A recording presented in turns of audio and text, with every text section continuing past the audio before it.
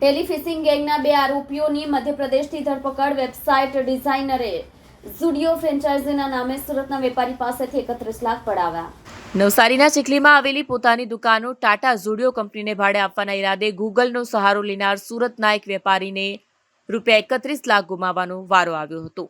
Franchise માટે દુકાનો ભાડે આપવા ઈમેલ કર્યો હતો. સુરતના રાંદેર વિસ્તારમાં આવેલી સાંઈ આશિષ સોસાયટીમાં રહેતા અનુરાગ રાજકુમાર હિરાણી પાસે નવસારીના ચીખલીમાં કમર્શિયલ દુકાનો હતી. તેમણે આ દુકાનો ટાટા ઝુડિયોની કંપનીને ભાડે આપવાનું નક્કી કર્યું. 22 માર્ચે તેમણે ઝુડિયોની મેલ આઈડી સર્ચ કરતા ઝુડિયો હેલ્પલાઇન ઉપરથી એક મેલ આઈડી મળ્યું હતું. તેમણે પોતાની દુકાનો ફ્રેન્ચાઇઝી માટે ભાડે આપવાનો મેલ કર્યો હતો. થોડા દિવસો બાદ તેમનો વળતો મેલ આવ્યો. આ દુકાનોમાં ફ્રેન્ચાઇઝી આપવા માટે તત્પરતા દાખવી કંપની કરાર કરવા તૈયાર હોવાનું જણાવી ઝુડિયોના નામથી અલગ અલગ લેટર મોકલાયા હતા. દુકાન ભાડે લેતા પહેલા રજિસ્ટ્રેશન ફી, એનઓસી, કરારના નામે નાણાં પડાવવાનું શરૂ કર્યું. અલગ અલગ બહાના હેઠળ 31 લાખ પડાવી લેવાયા. છતાં ફ્રેન્ચાઇઝી મળી ન હતી, પરંતુ વધુ નાણાં માંગવાનું સતત ચાલુ રહેતા મામલો શંકાસ્પદ લાગ્યો હતો. તપાસ કરતા તેઓ ટેલિફિશિંગ ગેંગના સકંજામાં સપડાયા હોવાનું બહાર આવ્યું. તેઓ સાયબર ક્રાઇમ પોલીસ મથકે પહોંચ્યા. આ બનાવમાં સાયબર ક્રાઇમ પોલીસે 2 આરોપીઓની ધરપકડ કરી છે.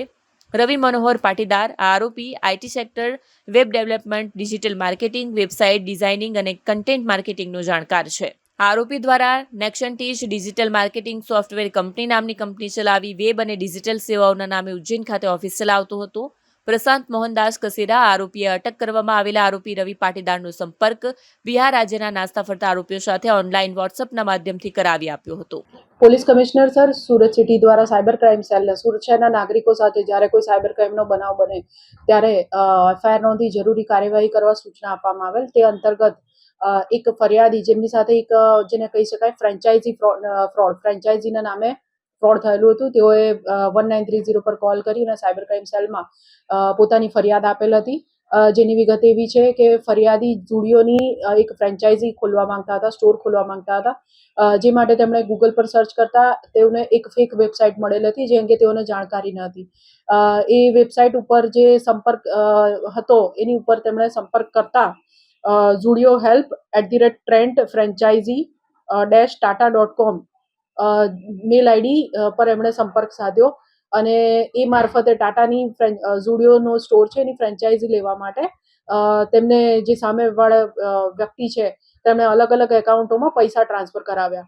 તો લગભગ 31,99,000 રૂપિયા જેટલા મોટી રકમ ફરિયાદી દ્વારા ટ્રાન્સફર કરવામાં આવી. ત્યારબાદ તેમને જણાવ્યું કે તેમની સાથે ફ્રોડ થયું છે, જેથી તેમણે સાયબર સેલમાં કમ્પ્લેન આપી હતી.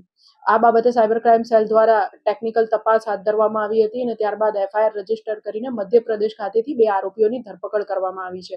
આમાં રવિ મનોહર પાટીદાર, ઉંમર 29 વર્ષ ની ધરપકડ કરવામાં આવી છે, જે ઉજ્જૈનનો રહેવાસી છે અને વેબ ડેવલપરનો ધંધો એનો બિઝનેસ છે. સદર આરોપી IT sector, web developing, digital marketing અને વેબ ડિઝાઇનિંગમાં સારું નોલેજ ધરાવે છે.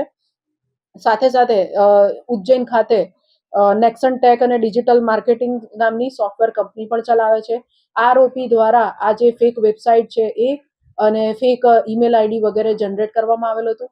આ આરોપી ઉપરાંત ઇન્દોર ખાતેથી પ્રશાંત મનોહરદાસ કસેરાની ધરપકડ કરવામાં આવેલ છે. આ વેબસાઇટ બનાવવા માટેનો ઓર્ડર જે છે રવિ મનોહર પાટીદારને પ્રશાંત કસેરા દ્વારા આપવામાં આવેલો હતો અને આ બંને આરોપીઓએ અન્ય ઈસમો સાથે મળીને આ જે ગુનો છે તેને અંજામ આપેલો હતો. હાલ તેઓની ધરપકડ કરવામાં આવેલી છે અને આમની સાથે બીજા અન્ય ગુનેગારો કોણ સામેલ છે તે અંગે સાયબર ક્રાઇમ સેલ દ્વારા તપાસ કરવામાં આવી રહી છે.